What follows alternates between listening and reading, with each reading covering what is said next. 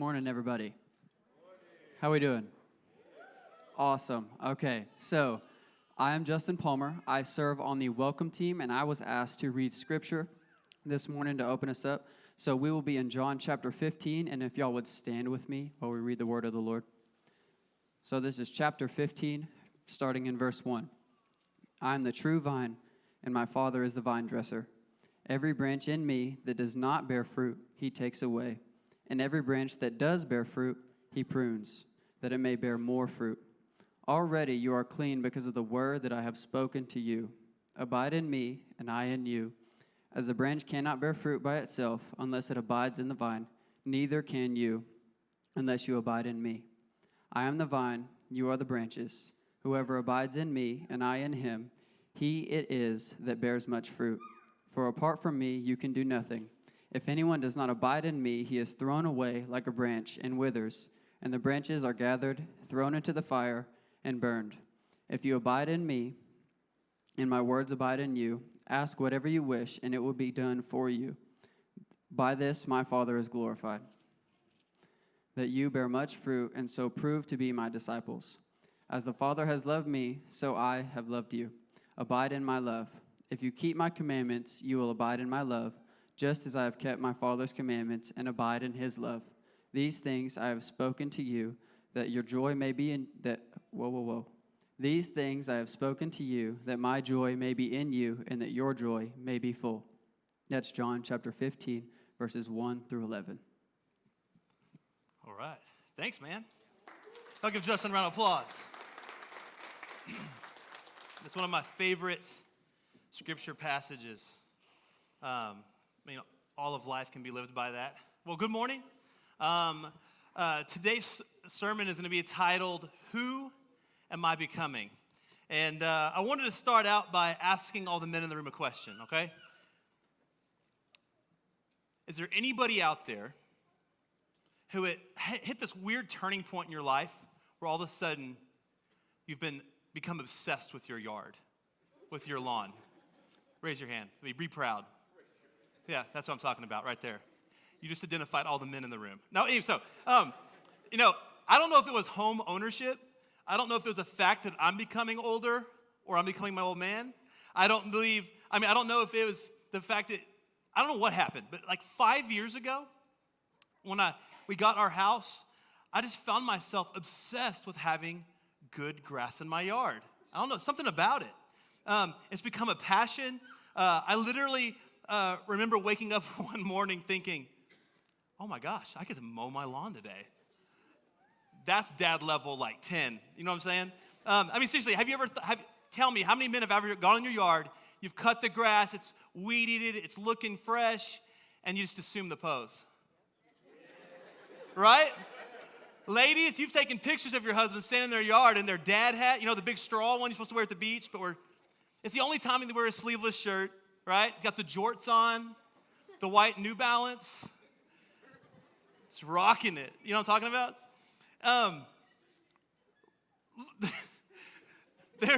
I wish this wasn't true for myself now that I'm talking about it, but it is, okay? Anyway, this is what I feel like when my yard is on point. Rocky Balboa, baby. And this is what I feel like when my grass game is weak sauce. Y'all remember Steve Urkel? Did I do that? Yeah, remember that? So, literally, it's a wide range of emotions if you can't tell. But there's really only 3 reasons ever that a man stands and assumes the dad pose in his front yard. And it's this. 1, he's proud of his yard, right? 2, he's frustrated at his yard. And I'm sure we've all experienced this. How do I get rid of these stickers from hell? You know what I'm talking about? It's like the fall of man happened in Genesis 3, and then the earth just grew a rash in the form of these weird goat heads, and they're everywhere. And, oh man, y'all know, we're just to walk around them in the front yard and everything when you're trying to get through your yard. And there's really just a third reason. The third reason a man ever assumes the dad pose in his front yard is if, take my phone in my pocket, is the weatherman said a storm's coming. You know what that means for us? Yeah, there's some gray clouds over there.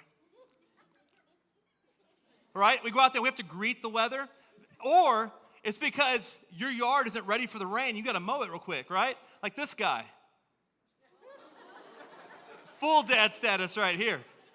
This guy's like, nah, I'm greeting this thing with a clean yard. There's about to be a lot of dirt and debris in this yard, but the grass is going to be fresh, okay? Is anybody with me, though? I mean, you men that can feel this on a deep level, give me a little grunt or something. But seriously, how many of you guys, or younger guys, have seen your granddad or your dad out there doing the same thing and look just like that, right? And you're thinking, I will never be that way.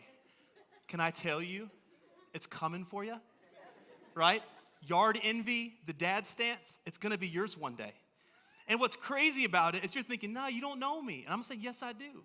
And here's why I know. Because you're already wearing Crocs with socks. Like, you're already way ahead of the curve. Like, you should have taken an exit way back here if you thought, I'm not going to become my dad one day, right? Some of you are already wearing New Balance, white New Balance. The only thing you haven't experienced is the glory of having the green grass stains all over them. That's it, all right? Let's say that for another day. Anyway, you know, when it comes to my yard, I've actually experienced both sides of this, right? Of the crushing, you know, just the victory, right, of just a beautiful yard, and of the sadness and frustration of having a yard full of weeds and dirt, and all in the same yard. A few years ago, I had the best yard on my block. Like, people drove down the street, and I was like, that's mine. You know what I mean? Like, it's better than yours, I know it. Just drive down, keep looking, watch the road, but I gotta admit, when I bought the house, the yard was already nice, okay? I didn't make it nice. I just took credit for it because I owned the house. You know, so anyway, I decided, like, I really like this, like, good grass thing. I really like this beautiful yard thing. So I'm going to start fertilizing and watering and doing all these things I need to do. And so I started watering, and I would fertilize like once a week and do all these sort of things, and didn't really know what I was doing, but I was like, it's a lot of good stuff, so it's got to work, right? And within a year, I actually killed all my grass. Killed it all. So I Steve Urkel'd for a while, you know. I put suspenders on and went out in the front yard and cried. But it turns out there's a science to this thing that I didn't know about. Like, you can over-fertilize, and you can actually water at the wrong times. So St. Augustine, the roots grow on top of the ground. So if you water and too much, and those roots sit overnight and without any evaporation or anything, it actually grow a fungus. And then when you throw the fertilizer on there, it ends up burning it and killing it and everything else. And so anyway, I didn't know what I was doing. I killed it. I tried my best, but the yard over a year began to grow all these huge weeds. There was dirt. It was awful. I was sad. Aaron, I said, just take my man card now. But the more I watered the grass, the more I did all these things, the worse it got. I couldn't get it to get better, despite my best efforts. And so after a short 6 months or a year of, trying myself, I finally called a professional. I'm a fast learner. And a buddy of mine who's a professional lawn wrangler, he came by and I asked him, dude, how do I kill these weeds and grow back my beautiful grass? And I'll never forget his response. This is what he told me. He said, well, you need to decide what you want to do, first of all. I said, I just told you. And he's like, no. Do you want to kill the weeds or do you want to grow good grass?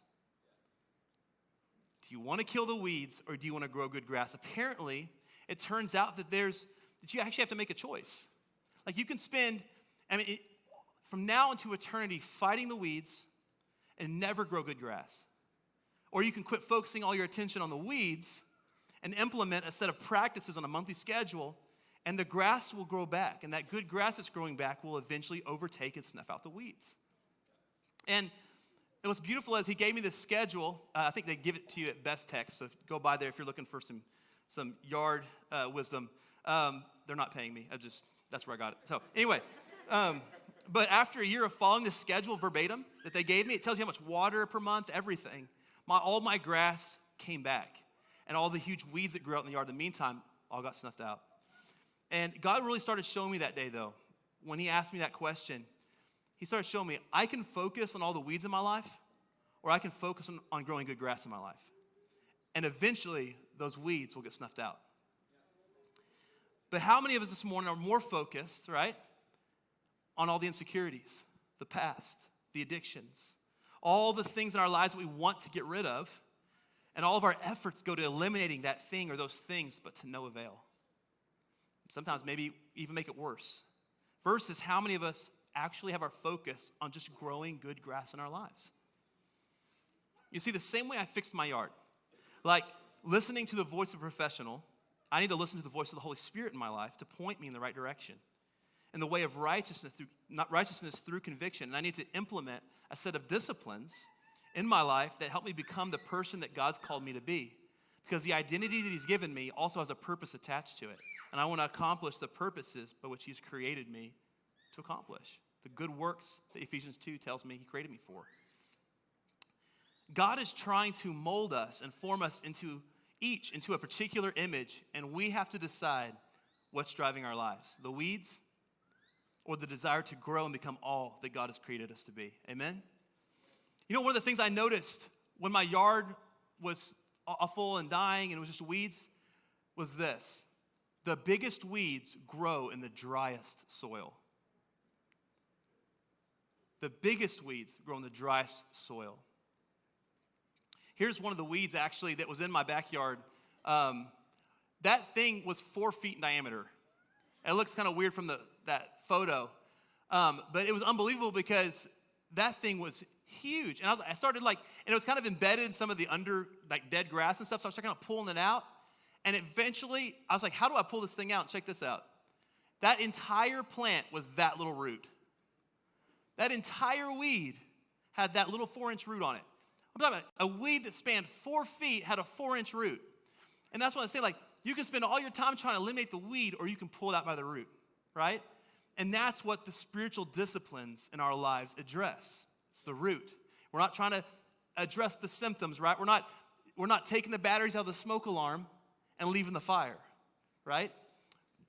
So the spiritual disciplines, as we dive into those, there's a question we really need to ask ourselves. And this is kind of the title of the sermon, but it's, who am I becoming by the things that I'm doing? Who am I becoming by the things that I'm doing? That is our starting point. Because like I learned with my yard, just because you're doing a lot of good things, it doesn't guarantee good results. When we talk about spiritual disciplines, spiritual disciplines is kind of like the Christian term. Habits would be like a secular term, like a term we hear a lot. I like to use the word formations because we're talking about the rhythms that make up our day-to-day life and form us into a particular image. And it's important that we understand that these aren't goals, right? Goals all terminate, right? How many of you guys have tried to run a 5K, right? You've downloaded the app. It tells you, okay, run for 20 seconds today, right? Run for a mile tomorrow. Run for 2 minutes, light jog, walk. And you follow this plan, right, for 4 or 5 weeks. And what happens?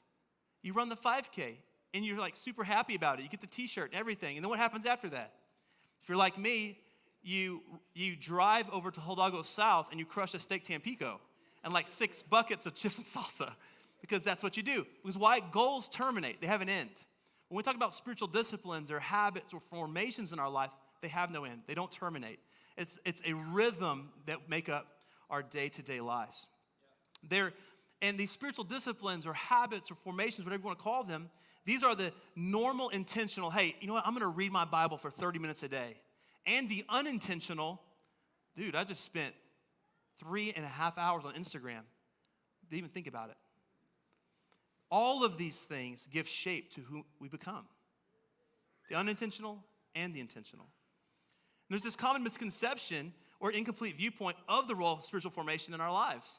And one of the things I've come to realize is that every habit is a spiritual discipline. Not just the list of Christian spiritual disciplines like praying and worship, reading our Bibles or Sabbath, but watching Netflix, binge watching Netflix is a spiritual discipline. Checking text messages and social media is a spiritual discipline. Washing dishes is a spiritual discipline.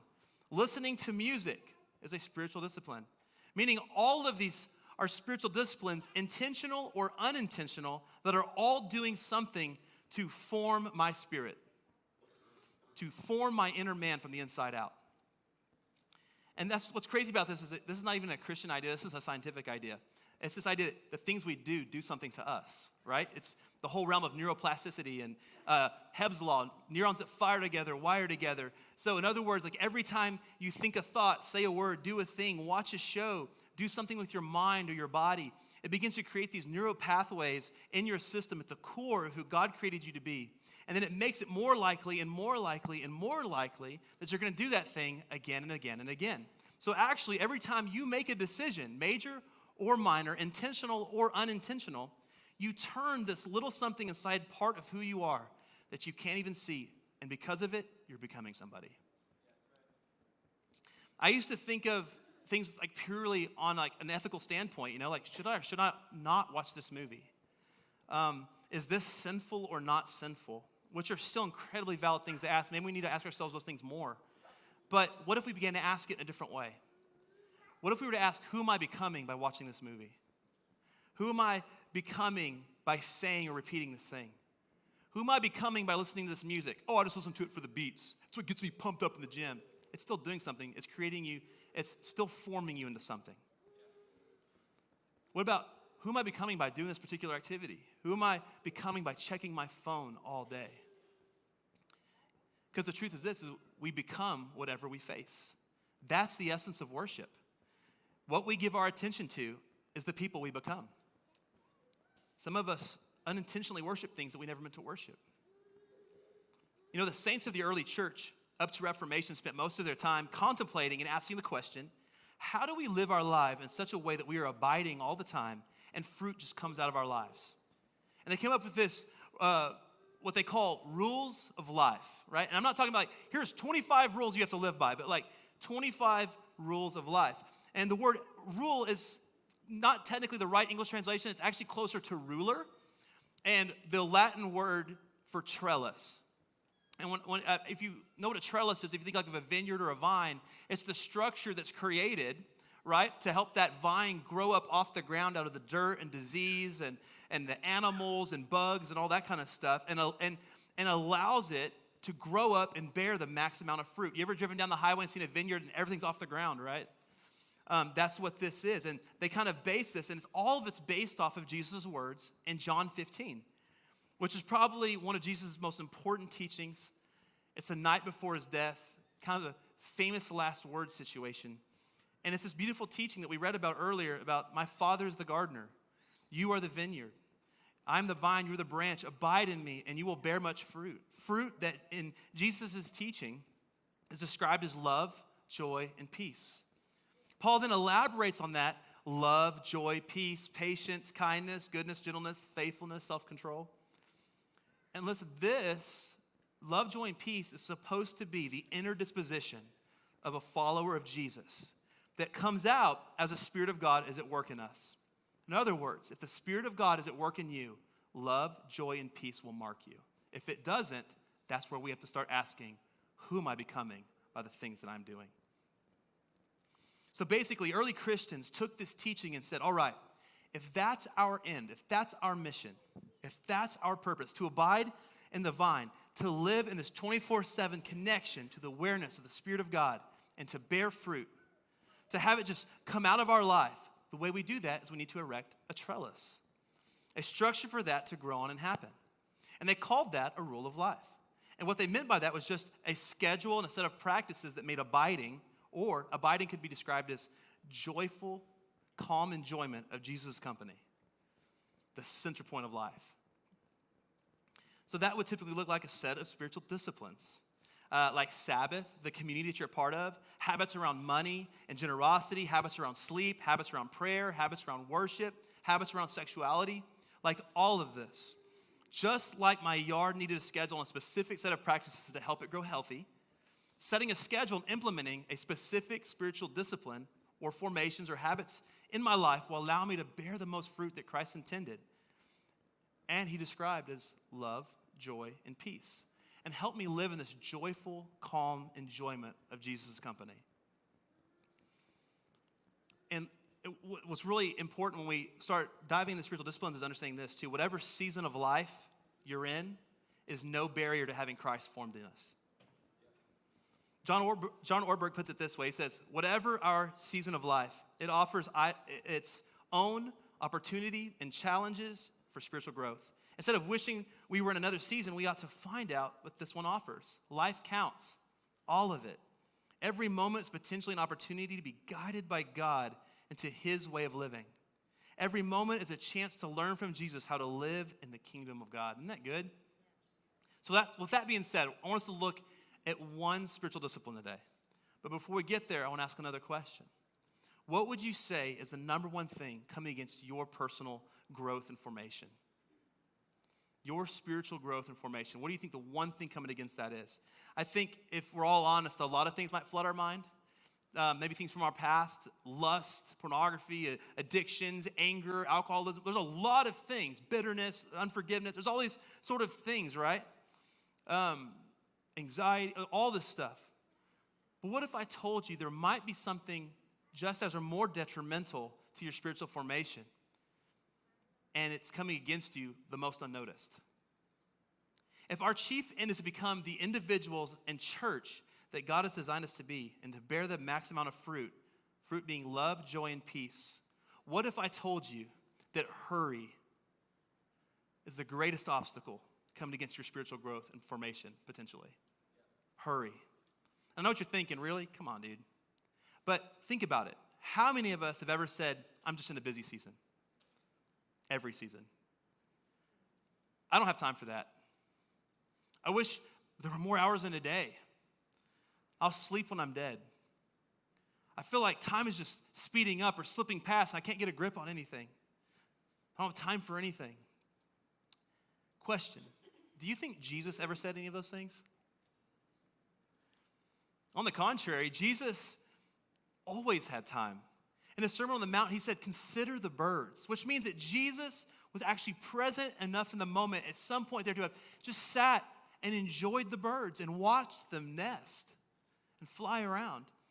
You ever thought about the fact that birds might be here for our enjoyment? When's the last time you just stopped and considered, right? Some of the greatest miracles that Jesus performed were what? Interruptions. How many of us live our life in a way that we cannot be interrupted? You're living in a pace of hurry. Jesus said, let the kids come to me. I have time for them. He was present in the moment. Christian philosopher Dallas Willard was asked, what is the greatest single obstacle in growth to Christ-like maturity? And he responded with this. He said, hurry is the great enemy of spiritual life in our day. You must ruthlessly eliminate hurry from your life. And in true Dallas Willard fashion, he was asked, well, what else? And gave a long pause. He said, there is nothing else. You must ruthlessly eliminate hurry from your life. And to be honest with you, when I started really examining this in my own life, I started realizing that hurry was kind of the issue under all the issues that I was experiencing. That low-grade anxiety, this is with you all the time. Just living with it like it's a normal thing. This anger, it would just kind of seep out at random times. I don't know why I'm even angry, but just kind of low-grade anger all the time. Lack of life, lack of presence to other people, my family, lack of presence to God. There was this whole breakdown in my own maturity towards love. This was the issue before all the other issues. And how many of us here can identify with that? How many of us here feel like you've just stalled out in your personal and spiritual growth? Anyone feel like year after year you're just becoming more anxious and exhausted and on edge? Not present in the moment, loving or peaceful? Think about it. If that's you, hurry is literally robbing you from experiencing your own life. Jesus said, they will know you by your fruit: love, joy, and peace. And these three things would be the inner disposition of the follower of Jesus. So the truth is, the fact is that there's a lot of people here in this room and that call ourselves Christians, but this is not our inner disposition. So, but can we understand it? Can we agree there's a difference between saying, hey, I'm a Christian, and hey, I'm following Christ? Following Christ implies fruit. So let me ask you this. When's the last time you experienced joy in a hurry? When's the last time you felt the deep shalom of Christ? 3 cars deep in a Starbucks line, late for work or church. When's the last time you experienced love or were loving when you were in a hurry? You ever rush through a conversation like you got to be somewhere else, but in reality you don't? You're like, why did I just rush through that like I have to be somewhere? You ever get anxiety from having to wait too long? You get angry at small things. And have you ever thought why any of these exist in your life? Anybody got that one family member that's always walking way ahead of the rest of the family at the mall? It's you. No, sorry. Right? It's just like, they're just like, you know, it's like this, like, come on, let's go. And your wife's like dragging the kids. And you're like shoving everybody, like hardcore dancing, shoving everybody out of the way. You know, like, what are you doing? Like, you're getting mad at everyone else for going at a leisurely pace. They don't even know you're in a race. Let them know. That's actually how I met my wife. Not in the mall, but like, we were in art history class together, my first semester of my art degree, and it was like, I would just stare at her in class all the time. Like, you know, wasn't learning a single thing. And I was like, dude, I'm gonna talk to this girl, you know, with all the game I've got. And she would get up, grab her bag, walk out the door, and I walk out like, where'd she go? And literally just gone. I mean, it took me, you only at Tuesday, Thursday classes, I had 1 shot, 2 shots a week at this if I showed up for class. And it took me 4, but I finally saw her duck out of the room and cut a corner on a Thursday, and I had to wait all weekend for that next Tuesday class to roll around. And she jets out of class, and dude, I took off after her. And dude, she ran like an angry Dane Cook. Just like,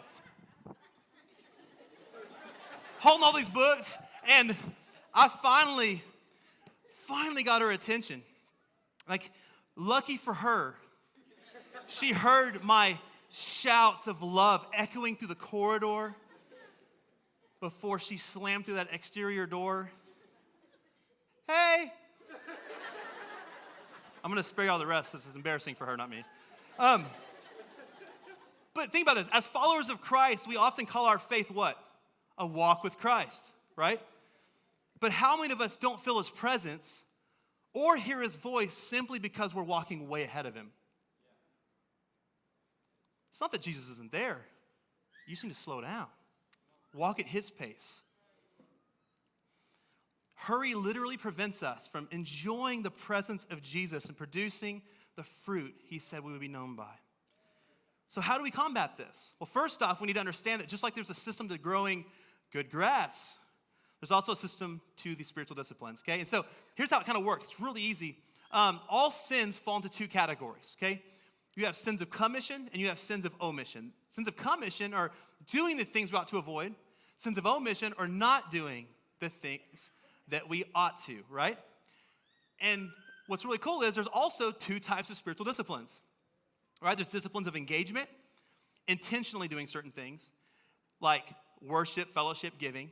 And there's disciplines of abstinence, intentionally refraining from doing certain things, like fasting, silence and solitude, Sabbath, things like this. So if I struggle with a sin of commission, right, doing something I know I shouldn't, I'm going to be helped by practicing a spiritual discipline of abstinence, which is growing my not doing muscles. Does that make sense?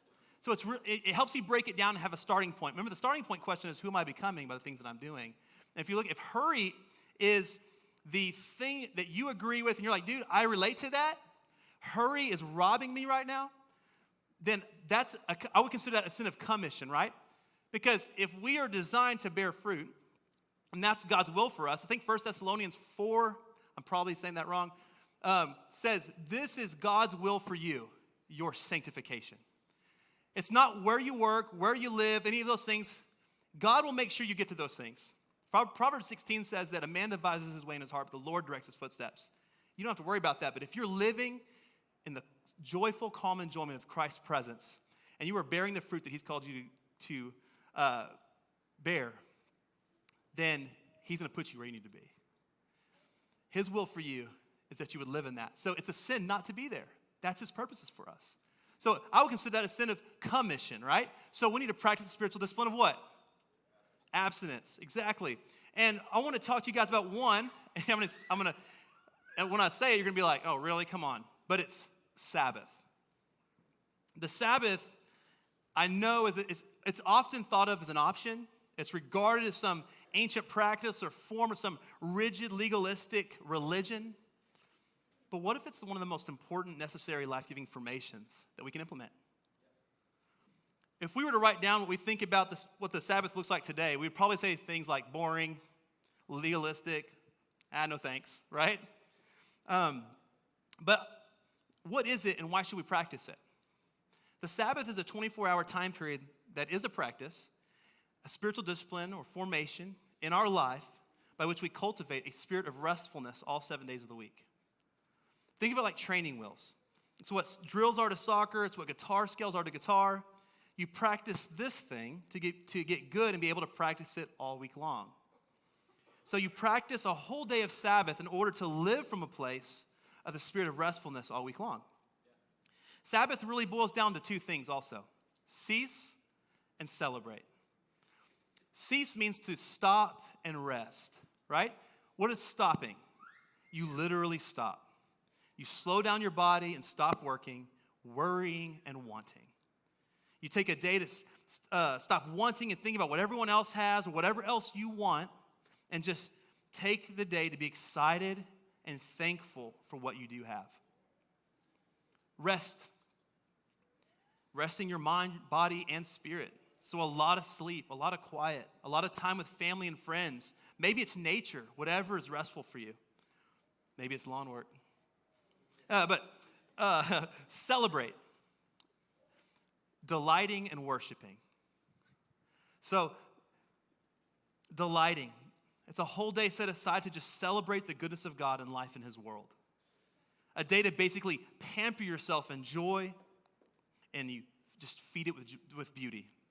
And worshiping. It's not just a day to take off, chill, read a book, and find some me time, but it's really a day to center God in your heart and really attune to the presence of God in gratitude and adoration and just silent or verbal love towards God. To cease and celebrate for a whole day, which we cultivate a spirit of restfulness all week long. And whether or not you believe it as like a hardcore commandment or not, it's still imperative that we honor it. Jesus did, and if you look close, you can see how the Sabbath is literally woven into the fabric of our world. God worked for 6 days and He rested for one. God blessed the seventh day and said it was holy. What's crazy is He created man on the sixth day and taught man to rest before anything. The whole idea is literally embedded in the creation structure as a day of rest. And even scientists have come to this conclusion. Did you know that every single calendar that has ever stood the test of time is on a 7-day cycle? The last time that anyone tried to change it was during the French Revolution. And they changed it to a 10-day work week. I don't know what you think about the French, but for real. And they changed it to up productivity, but it was a disaster. Productivity plummeted. Suicide and mental health went through the roof. It was a massive disaster, and they had to change it back to the biblical 7-day pattern. I think now they're trying to go to a 4-day pattern. But there's something built into us. And now there's all this sort of neuroscience behind it that your body literally every 7 days needs catch-up sleep. That's why you want to sleep in on the weekend. This is something we've lost it culturally, even as a body of Christ, but it's woven into the DNA of creation. So when we do this, we're submitting to this beautiful music of rest and work, right? And we have to understand this, like they're both holy. It's a double helix, bonded double helix, work and rest. You can't have one without the other. They're both very deeply, deeply important. But even as I talk about this, if you're like me, you've got excuses of why you can't do it already. Excuses why it's impossible, right? Which is another sign that hurry is driving your life. But I don't have a day in a week that I can set aside. I'm running my kids to sports games all weekend and dropping them off and taking them to this and that all week. Okay, I hear you. I hear that. But let's ask our question a little differently, okay? Who are my kids becoming by the things that we're doing? Is your family's enjoyment of life and spiritual growth greater because of the things you're doing? Are you teaching your kids the importance of rest by doing all these things? Are we teaching them the importance of being present in the moment? Are we teaching them the importance of prioritizing spiritual growth over everything else by making time in our days? contributing to the body of Christ on Sundays, prioritizing youth on Wednesdays over other things? Are we prioritizing sports and other extracurriculars and making church and spiritual growth optional? Are we instilling the same anxious spirit in our children through hurry without even realizing it? What if we asked ourselves, who are my kids becoming by the things that I am doing? As parents, you know that we're responsible for who they become. No one else. We are. Jesus said himself that Sabbath was created for us, that it was a gift, that Sabbath was created for man, and it's such a delight. Why wouldn't we practice it? It's not legalism, it's life-giving. Jesus kept the Sabbath. Jesus is Lord of the Sabbath. The Apostle Paul kept the Sabbath. Luke directly refers to the Sabbath commandment. Sabbath keeping remains for the people of God. It's also an act of resistance to our culture's view of what our week should look like, right? We must ruthlessly eliminate hurry from our lives. So where do we even begin by implementing the Sabbath? Here's how to Sabbath. These are some things that we've been practicing for a while. I came out of a really crazy season of about 3 years, like panic disorder, anxiety. I think I was having a heart attack once a day. I'm talking like some very painful things, working 80 hours a week. It was just, I came out of a season of that, and it stuck with me for a long time. And we implemented these things by necessity. You know why? Everyone rests, either by force or voluntarily. You either yield to the Spirit of God or you don't, and you're forced to rest and meet those things head on. It's your choice. God gives us the choice. But one of the things we started doing for our Sabbath was, what if we made it the peak moment of our week? What if we made that the high moment that the family looks forward to? And we don't look at Sabbath any differently than a holiday. So like, think of Christmas. Like, we love Christmas time, and we have all these traditions we do around Christmas, right? Dad makes the egg gravy that he always makes. There's got to be a turkey. If there's just a ham, someone's going to be angry, this guy. But there's turkey. We have music, right? There's ugly sweaters, right? Some guys are growing out the big beards, like whatever. We have all these traditions and music and get-togethers and things that we do, right, to make that day special, right? And we look at Sabbath as just like 52 Christmases a year. It's funny, is actually the word holiday comes from the Old English word holy day. But I think somewhere along the line we lost joy in the idea of a holy day, like it meant like a no fun day, because that's where legalism comes in, right? Makes everything not fun. But it's literally the opposite. It's a whole day, a holy day of rest and peace and delight. And so in our house, we set it apart as something special and unique. We observe it as a weekly Christmas without all the consumerism and stress and all that kind of stuff.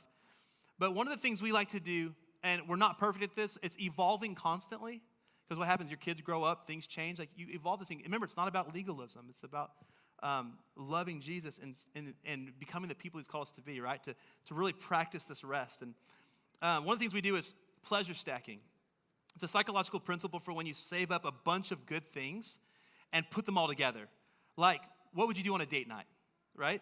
Or to celebrate your friends coming into town, right? You're definitely taking them to Franco's. But what do? You plan, like, they get into town, and you're like, oh, hey, I've got all these things we're going to do together, right? And like, they're like, dude, I just want to chill. And you're like, well, I've got 15 things we have to do, so let's go, right? We're in a hurry, right? But think about it. It's like, what would you do on a date night, or friends coming to town, or birthday, right? Hey, buddy, what do you want to do for your birthday? Pleasure stacking, right? Favorite food, best friends, favorite clothes, activities, whatever that may be. We kick ours off with a family pizza movie night. So on Fridays at 6 p.m., it's family pizza movie night. We get the pizzas. We make a pallet in the living room floor. We get down there. We argue for at least 45 minutes of what movie we're going to watch. It's glorious, right? But we keep doing it. And it's gotten better and better, and it's become a rhythm for us. And, you know, we've got some individual time built in. There's a block of family time. And it's just become something super exciting that we look forward to. Saturdays are our day. Nothing comes in between that. And I can't stress this enough, like, remembering the why keeps it from becoming legalistic and makes it remain a delight. One of the biggest ones we do is at 6 o'clock on Fridays, phones are off until 6 o'clock on Saturday. If there's anything crazy that's got to happen, they can show up at our front door. And like I said, it's not about legalism. If there's something we have to make sure gets caught up for Sunday or something, then, hey, babe, I'm going to go send a text. I'll be right back. But the phones are in a different room. They're off. And we turn them on. We make the text. Whatever we got to do. But I wanted to share this with you guys. This is the actual tech rules for us and our family that we've created for pushing against hurry and practicing restfulness and being present in the moment. And these rules actually stemmed from Sabbath. We created these from Sabbath, like our why. These are the Whitford family tech rules. We want to elevate creation over consumption. We were not made to consume, we were made to create. We are going to reject this notion of materialism, these different things in our lives. We don't need the latest, greatest, could care less. Resist the speed and connected points of our culture. We don't have to be connected all the time. It doesn't need to happen like that. It's never meant to be that way. Shape our space to point in a particular direction. Like our living room faces our bookshelf. My chair faces an opposite direction than my TV. Let me tell you right now, dads, if your chair, your recliner faces the TV, your kids and your family are missing you. The 1-1-1 rule. So our phones are off 1 hour a day, 1 day per week, 1 week per year. No phones anywhere that other humans should be. Where I should be talking to them, like dinner tables, living rooms, restaurants, whatever it may be. If there's other humans there, we need to put the phones away. And we're not perfect at this. You would not believe when you start trying to practice this, how addictive this thing is. You're patting the whole ghost phone in your pocket thing, but think about the conversations you have. You're trying to have a conversation with someone. They're like, because this is more important than whatever you're saying. It's an addiction. It's not healthy. Phones are off for Sabbath. No emails on phone. Let's be honest. If you're reading emails, you're not sending a good email back, right? Whatever emotion you're experiencing is how you're sending that email, if you even send it, and it's just not good for anybody. So you know what? I'm going to be better at that when I do that at work, when it's important for me to do that. Or later at a better time. Set aside a time for that. No Facebook. Let's be honest. Connectivity does not equal community. I don't need to spend 45 minutes, an hour, 3 hours on Facebook when I could have called someone and had a meaningful conversation with someone I truly care about. We used to think, it helps me stay in contact with friends that are out of town. Well, no, it doesn't. You just get to see whatever life they're trying to project. You don't know what they're really going through. Call them. Get rid of Facebook. I'm a marketing guy saying get rid of Facebook, But no phones by bed. Get an old-fashioned alarm clock, right? If you grew up in the 80s, the little wooden one with the red digital letters? I went to Goodwill and bought one. I was like, that's right, throwback. It's vintage now. And so I do that. Hey, let me tell you this too, especially for your kids. I don't care what age they are. I don't care if you've ever done this before. Let me tell you something. I was a youth pastor for over 6 years. And if you allow your kid to have a phone by their bed at night, you are destroying your kids unintentionally. I'm talking about 10-year-olds and 11-year-olds literally a decade ago when I was youth pastor. Not even in the pervasiveness of that culture and where it's at now. I'm talking about even then. And if their kids have their phones in their rooms overnight, I guarantee you they're sexting. I guarantee you they're looking at things they shouldn't. Even the good kids, they're not meant to have that power. They need your parenting. They need your guidance. They need your restrictions. They need that. Take that phone and put it by your bed.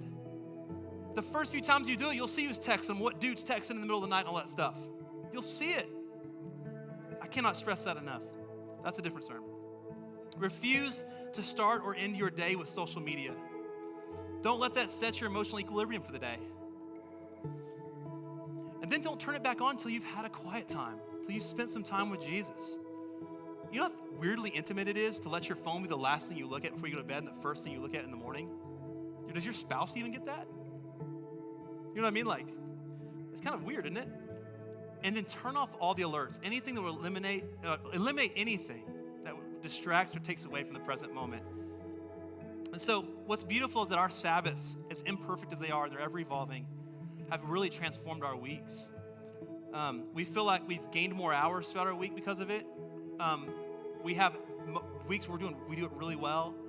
We have weeks where things pile up and we've got to learn how to kind of sift through that. But the why remains the focus of why we do it. Not because this is what we're supposed to do, right? And that's so important because when you start doing this, what's actually really funny is that when Aaron and I started doing the Sabbath thing, we started, Fridays at 6 to Saturday to 6, that's going to be our Sabbath. It took us to almost 8 p.m. Saturday to actually feel like we were resting at all. When you start doing it, it's really hard. There's this weird detox thing you have to do. I bet you it took 4 or 6 weeks of doing that before we actually started reaping the benefits. We're at the point now where like, you know what? It's Friday at 6 p.m. I'm going to turn it off and we can go. But it took a while to get there. And that in itself will tell you what kind of life, what's been driving you culturally, whether the pace of culture has been driving you or what it has been. We have some friends of ours that moved here, that lived 6 years in Mongolia as missionaries. They came back and they said, man, America is so fast, we can't catch up. We can't even do this. And I'm sitting there going, I thought this was normal. See what I'm saying? Like, we don't even realize the cultural waters we're swimming in every single day. And so I want to ask you this. What would your your ideal 24 hours be if you were to implement a Sabbath? What, in a rhythmic way, if you were to fill 24 hours, what would it look like? And here's the challenge. If you're feeling this on a deep level, sit down and make a plan. Remember, it's about being intentional. Sit down with your spouse, whatever that may be. Start where you're at. Turn off your phone. Pre-cook food if you need to. Tie it to worship, whatever. Maybe it's starting with a 5-hour period of time and getting to 24 hours. The best part of the Sabbath is that last quarter of the day when you've detoxed and you've come down from the work week pace, it's something, and you start going, that's what I want the rest of my week. I actually have a gauge now how unhealthy my life's been or what this feels like to be present in the moment. One of the things we recommend is lighting 2 candles, a cease and celebrate candle. And just like, if you need like a physical reminder, like, hey, Sabbath, as long as these are lit, it's Sabbath. We're gonna cease worry, work, and want, and we're gonna celebrate the good gifts of God in our lives. So, stop trying to kill the weeds and start focusing on growing good grass. Ruthlessly eliminate hurry from your life by implementing the spiritual discipline of Sabbath and start experiencing and producing that choice fruit that Jesus said would mark his followers. Amen? All right, the band's gonna sing through this chorus. It's like, I'm listening. And whatever the Lord's speaking to you right now, so take just a moment. And maybe he's already putting something in your heart. Maybe you've already taken some notes. Just pray about that. Just kind of contemplate that for just a moment, and then we'll end service. Sound good? All right.